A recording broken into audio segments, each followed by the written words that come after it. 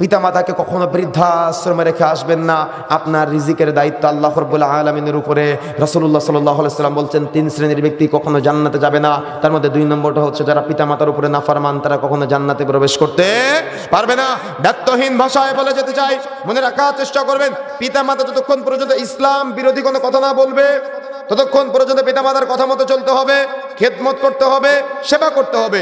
পিতামাতার কথা মতো চলতে হবে, খেদমত করতে হবে, সেবা করতে হবে। তা না হলে আপনার জান্নাত হারাম হয়ে যাবে। পিতামাতাকে তো বৃদ্ধাশ্রমে রেখে আসা বহু দূরের কথা, যদি পিতামাতা কষ্ট পেয়ে শব্দ করে, এই শব্দ করার কারণে আপনি জান্নাত লাভ করতে পারবেন না।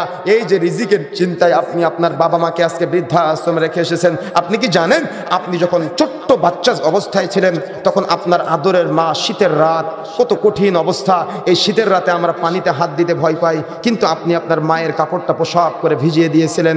আপনার মা একটুও রাগ করে নাই, আপনার মা হাসি মুখে আপনার কাপড়টা পরিবর্তন করে আরেকটা কাপড় বা আরেকটা প্যান্ট আপনাকে পরিয়ে দিয়েছিল, আবার নতুন করে সুন্দর করে আরেকটা নতুন কাপড়ে আপনাকে জড়িয়ে নিয়েছিল। এই মাকে আপনি বৃদ্ধাশ্রমে রেখে আসলেন। আপনার বাবা আপনার জন্য কত কষ্ট করে, মাথার ঘাম পায়ে ফেলে সকাল থেকে সন্ধ্যা পর্যন্ত উপার্জন করে আপনার জন্য নেওয়ার চেষ্টা করে। এই বাবাকে আপনাকে বৃদ্ধাশ্রমে রেখে আসলেন সামান্য আপনি রিজিকের চিন্তায়, সামান্য আপনি আপনার স্ত্রীর প্ররোচনায় পড়ে। এটা আপনার জন্য হারাম হয়ে যাবে।